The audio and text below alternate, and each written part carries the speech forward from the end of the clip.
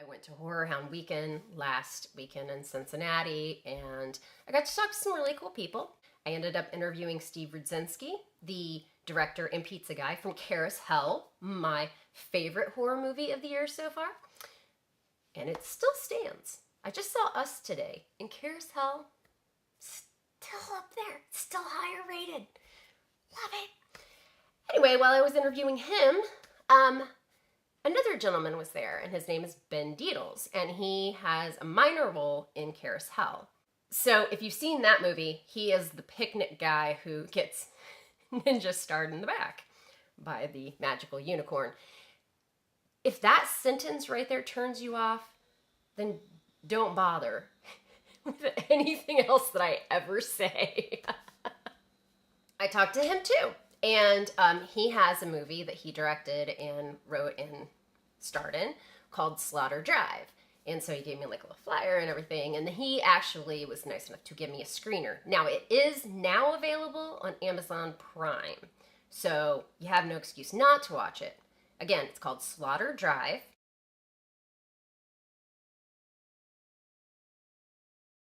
He actually gave Slade Shepherd a screener as well. So very, very cool. He explained it to me like, it's kind of like The Burbs, but with gore. Yeah, that's pretty appropriate. To me, I had a little bit more of like summer of '84, all grown up, but depressed and drunk. So this guy, and it starts in absolute hilarity. This guy is getting divorced. He's a filmmaker. He just found out that like basically no one wants to distribute his film. He is just like in this just deep, dark depression, just drinking and playing random songs on the guitar while his wife is fucking her lover upstairs. It is absolutely insane. But he has two buddies, two good buddies, who try to pull him out of it. And they all live in this little suburban area. And so the whole movie started with another couple that lived in the neighborhood getting slaughtered to set it up. And basically, they start figuring out that there is a killer in the neighborhood. Now, the two buddies are kind of like, yeah, relax, you know, you're a little high strung, you know, you're the filmmaker, you've got a lot on your mind, whatever. And eventually he gets them to believe him. And so the three of them, basically they try to call the cops don't believe them. You know, the people that they know are the serial killers are very non-menacing, and in fact can turn it on him and say, you know, he was belligerent and drunk in their yard and put on a restraining order on him. And so they're on their own. And so they have to do like guerrilla warfare. They have to go to Dollar Tree, get fucking snacks so that they can have a fucking stakeout and take these motherfuckers down on their own. Those Dollar Tree bags weren't lost on me, Ben. They weren't.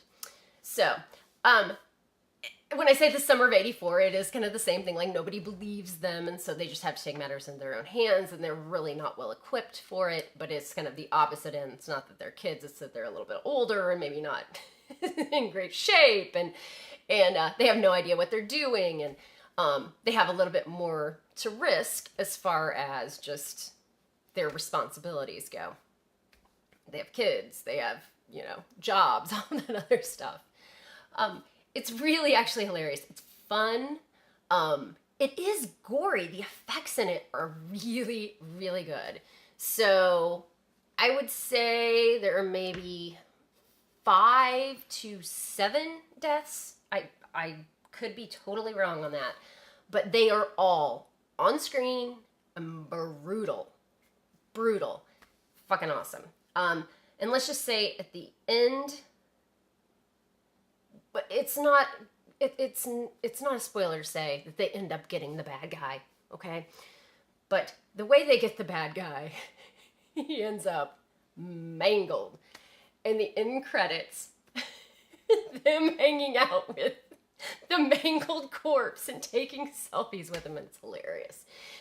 So the movie does a really good job of mixing the humor and the gore without watering either of them down. There is some seriousness in there because, well, hey, people are getting killed in their neighborhood.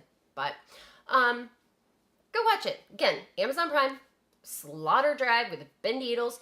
Steve Rudzinski does play the handsome TV anchor Duncan Fillmore.